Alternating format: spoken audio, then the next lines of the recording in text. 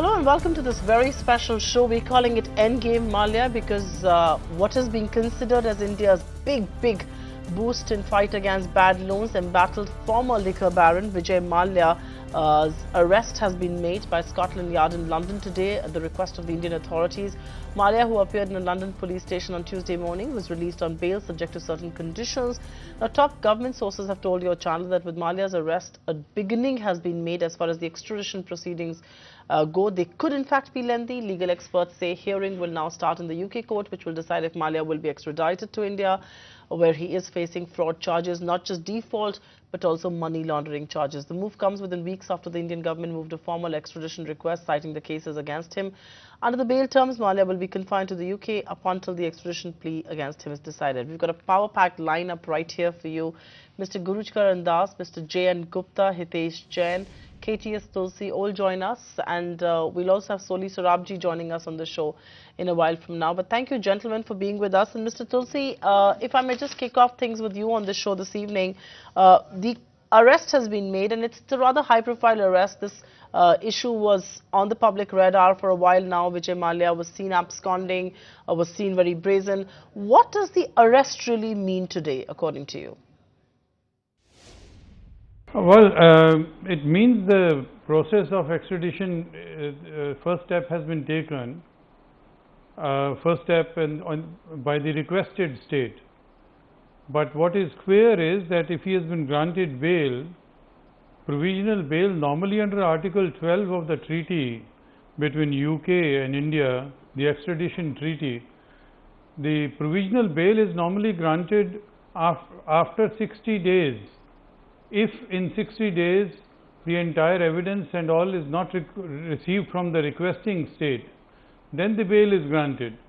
But if the bail has been granted just now, on immediately after arrest, it means that it's an extraordinary order, which is normally passed only when the court comes to the conclusion that either the prosecution is not in good faith or is unjust and oppressive. All right, that's a valid point being made, and I'm going to delve into that just a little deeper. But Mr. J.N. Gupta, do you agree with this? The arrest is, of course, very symbolic, but what does the immediate bail mean at this stage?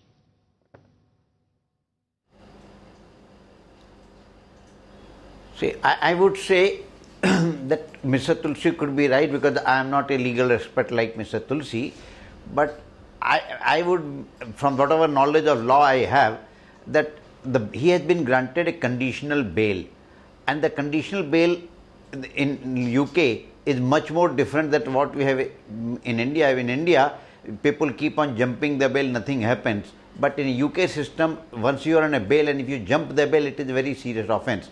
So at least this conditional bail ensures that Mr. Mallya will remain in UK and will not be going anywhere without the court's permission. And it is a process unlike in India, when you put people on trial and you keep them in the jail without any reasons. So in UK, etc., you don't keep people in the jail without any trial which has come to the certainty or some crime has been. So at least this process ensures one thing, that Mr. Mallya, till the trial is completed, will be under the eyes of the court, and he will not be leaving UK without anything. That means from one safe haven to another safe haven will not be possible for Mr. Mallya at this stage. And we all know that extradition proceedings are very long drawn proceedings. So it would be impractical for us to believe that once he is arrested, he will be put behind the bar in UK, and extradition proceeding, whether it continues for 6 months or a year, and he will continue to be behind bar. No, that will not be. But yes, the process has started. What will be the final outcome of the process? It will be anybody's guess.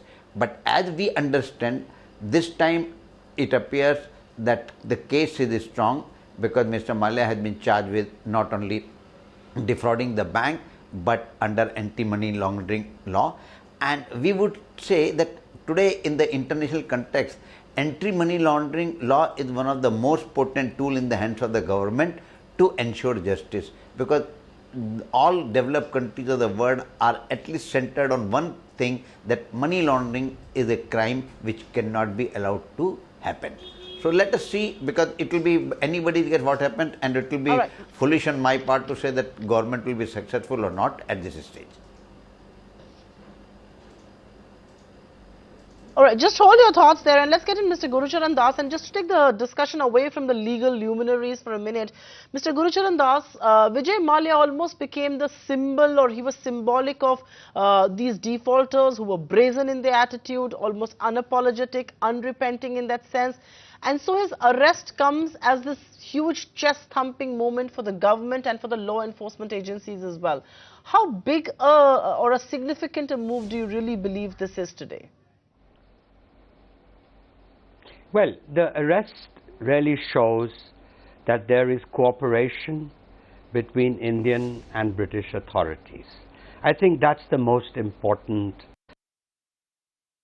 the most significant aspect of what's happened today. Now, as the other people have pointed out, there is a long process ahead, and finally the took place also did show that prima facie that the government of India had a strong case in this case.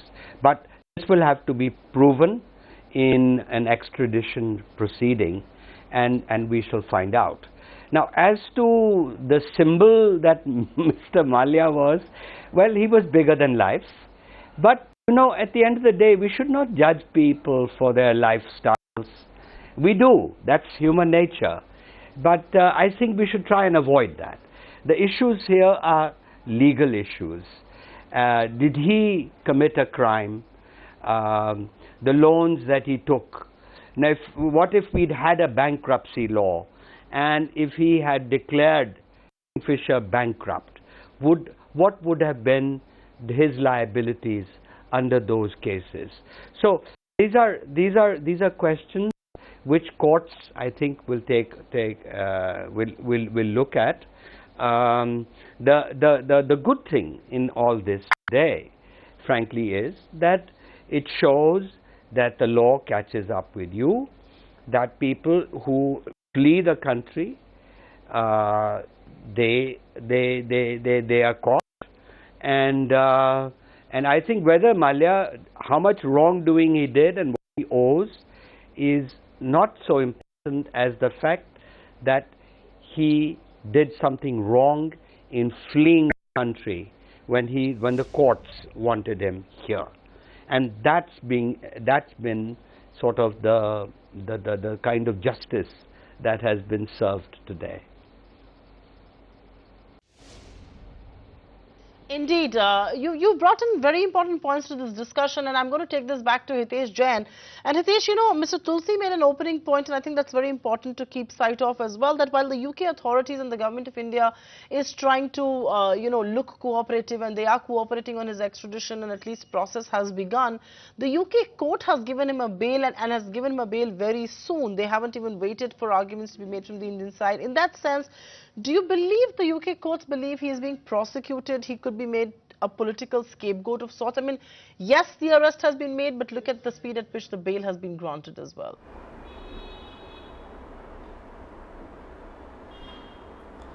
Well, order of bail does not mean that this is an order which pronounces him innocent or political scapegoat and all.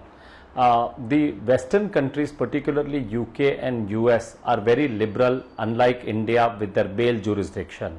For them, what is important is they do not believe in just putting the person behind the bars at a pre-trial stage, but they believe that there has to be an expeditious trial, and then whatever be the outcome of the trial, then the person should serve the sentence. So as far as UK is concerned, US is concerned, they do not believe in pre-trial detention like how we believe, what's going on in India, where people are just simply kept languishing. So merely the only reason why a pre-trial bail is granted, so that the person cooperates and just the trial, and he is available for the during the trial, and the proceedings are completed expeditiously. So we should not read any sign whether it's a political scapegoat or this order of innocence on the, as far as the order releasing him on the bail is concerned. Okay,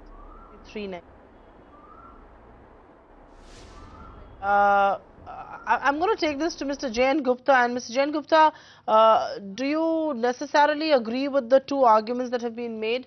That KTS Tulsi believes this is a sign of some kind of a sympathy, but the UK court, Sitesh says, let's not read too much because courts, they don't delay things and they decide expeditiously, and this is perhaps what has happened.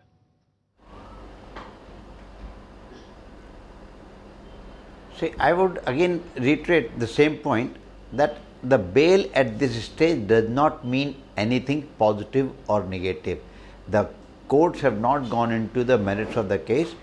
It only ensures that they have taken cognizance of the case and they have asked the gentleman that you are on the bail, you are under our surveillance, you do not leave the country, and if you leave the country, take our permission. That's all. It ensures availability of Mr. Mallya for a trial in the country. How the case pans out in future, nobody knows. What are the arguments for and against, nobody knows at this juncture. But as we understand, the case from the Indian point of view is strong. Whether the same thing is felt by the judicial authorities in UK is yet to be seen. So I would not say the bail, and as Hitesh was pointing out, that in jurisdiction in UK and US and many other jurisdictions, bail, and as Supreme Court in India also has said that bail is the fundamental right of the person. But in India what happens? Enforcing the bail and making sure that the person on the bail doesn't disappear is difficult in India, but it is not at all difficult in UK and US. When you are on bail, you are under surveillance.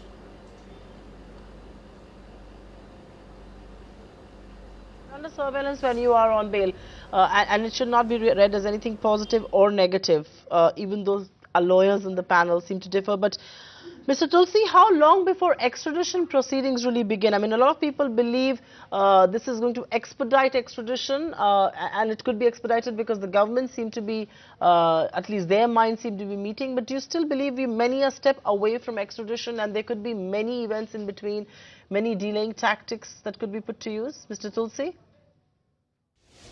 Well, it could take up to a year easily, because in requesting state, that is India, is supposed to send the evidence which is taken on oath by the court, and it has to be certified. It is certified by the Indian court. After that, the court in UK will evaluate that evidence in the presence of lawyers of the requesting state as well as that of the person who is thought to be extradited. And so therefore that examination of the entire evidence that is sent by the requesting state takes time. Sometimes it can take up to a year, and it's an independent assessment that is made by the UK court. Hitesh Jain, legally speaking, what are some of Vijay Mallya's defenses right now? Because he's not just being tried at this stage for default, he's also being tried for money laundering, and the ED is on a lookout as well. So in that sense, what could be his defense be? And that defense is perhaps going to be very well his delaying tactic.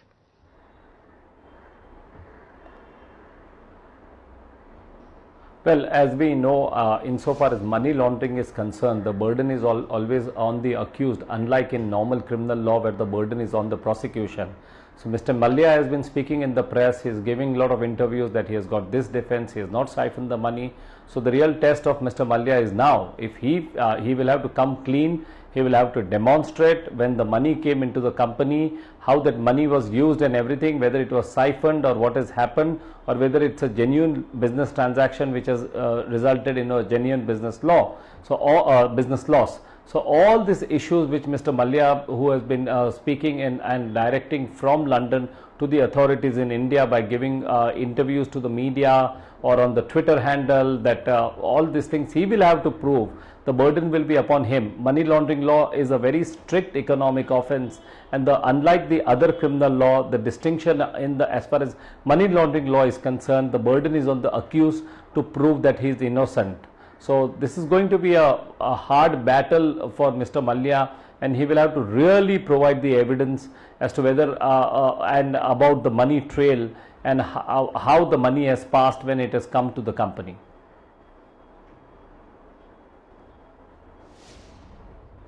Okay. Okay, let's broad base this discussion a little. And Gurucharan Das, do you honestly believe that Vijay Mallya is to be blamed for what has happened today? He himself spoilt the case beyond redemption. He not just knowingly flee the country, he was a sign of this flashy life that promoters were living even though they owed big money to banks. He knowingly, as a sitting MP, fled the country, did not come back. He did not sit on the negotiating table with banks. He kept tweeting. He gave interviews to, international media about how innocent he was, playing the victim card. Things could have been very different had he been willing to cooperate by being in India. Do you agree with me? Yes, I think so. I think, frankly, first of all, let's not judge him for his lifestyle. Each of us has, that is a private matter that we all have, and let's not judge that. But what we can judge is the fact that he owes money, and if there is a charge of money laundering, that's a very serious charge.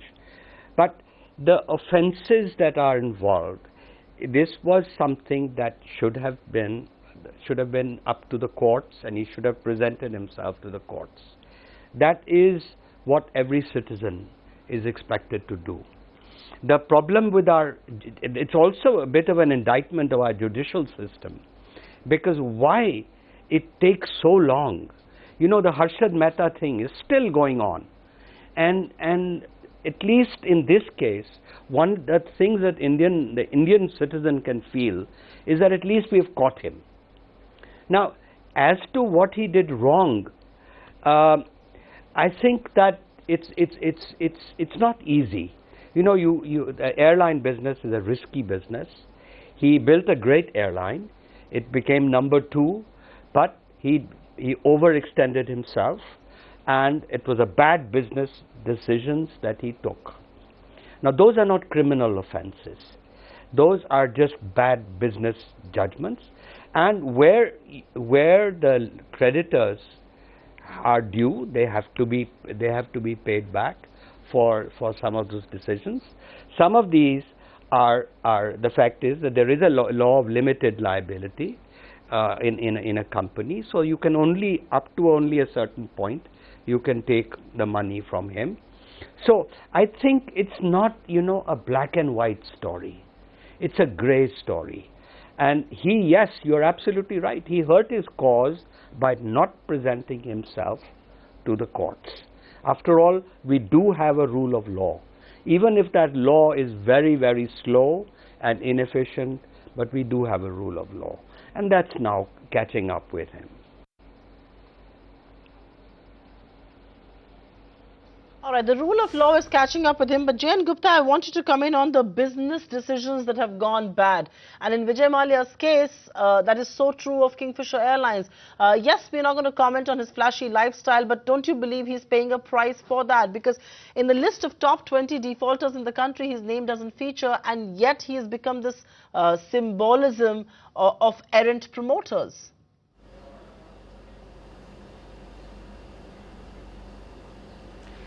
See, I would partially agree and partially disagree with Mr. Das. I would agree that nobody should bother about the personal life of a person as long as he is living it out of his own money. But in this case, it's not a purely decision of a Kingfisher going bad, a bad business decision. It is a mix of all. What happened? Kingfisher was made, there were bad decisions, but there were bad actions also. The siphoning of fund is not a bad business decision relating to business.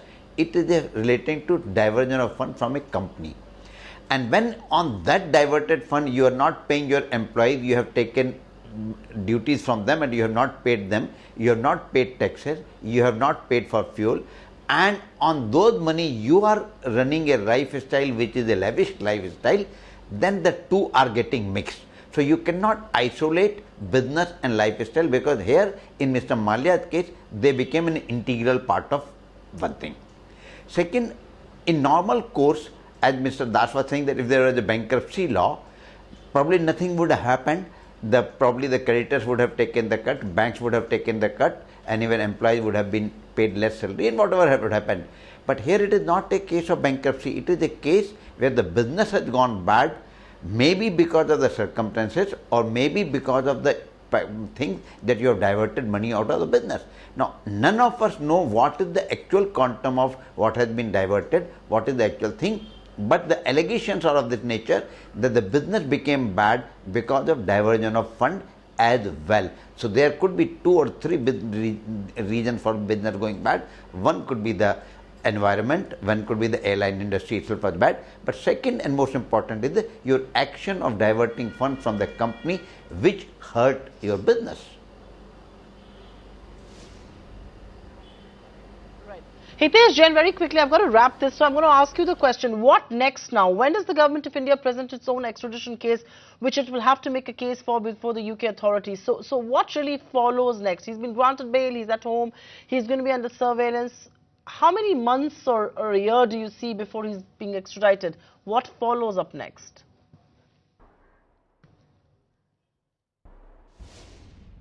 Well, now the extradition proceedings will commence, and yeah, extradition proceedings in UK usually takes 12 to 18 months at the highest, and the government will have to produce the evidence. The most important point, they will have to prove that it is not a persecution, but the offence is extraditable. This is an extraditable offence. There is a clear evidence which shows his involvement. So you cannot, I mean, it's not just now mere allegations, but the evidence will be tested in the real time.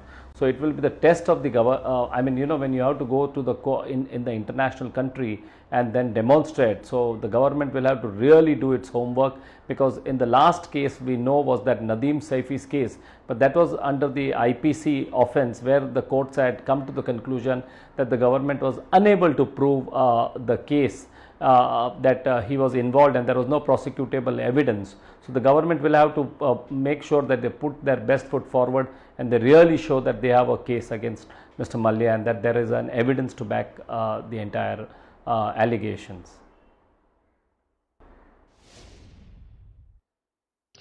KTS Sosi, if I may ask you a question about the political equations that are weighing, and I think the point that Hitesh Jain made, it cannot be a case of prosecution or political equations that are weighing on this. How is this going to impact what judges in UK decide upon? Because there is an entire political angle to this case as well, is it not? Well, so far as the law is concerned, it is not concerned with the political equation. Political equation, of course, it raises an eyebrow. The fact that there was a lookout circular which would have prevented him from leaving the country. That lookout circular was ordered to be withdrawn, and when that lookout circular was withdrawn, soon thereafter he left the country.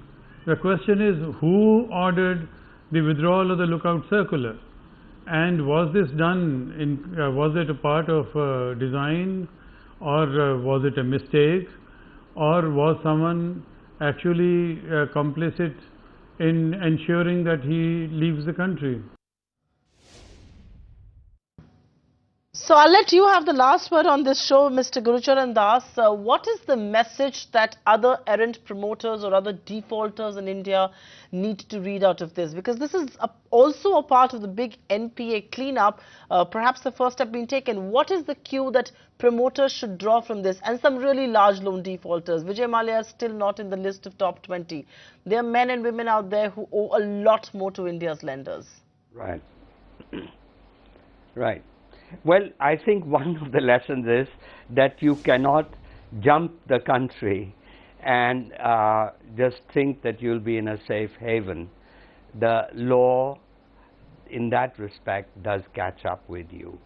Now, it's absolutely important that in this extradition court, that there be a strong defense or a prosecution made for him. And if there is a strong case, then that will be another message when he is extradited and brought back, and then of course the law will take its own course.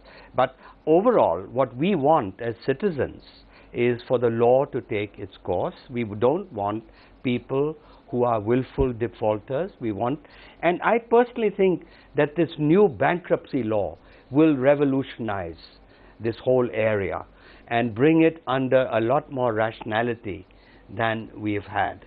So there's a message for defaulters, there's a message for the judiciary to really get its act together. This slow process of years and years and years, people are disgusted, and people are disgusted with that, and that's another another message here. Right. So plenty of cues to be taken there, but it's a big day as far as the Indian law enforcement is concerned. Vijay Mallya arrested, has been granted bail, but many people believe this is the first step towards his extradition. Thank you very, very much, Gurucharan Das, Mr. Jain Gupta, Mr. Hitesh Jain and Mr. Kethias Tulsi for joining us. Thanks, viewers, for tuning in. There's plenty more that's coming up right here on ET Now, including our mega exclusives.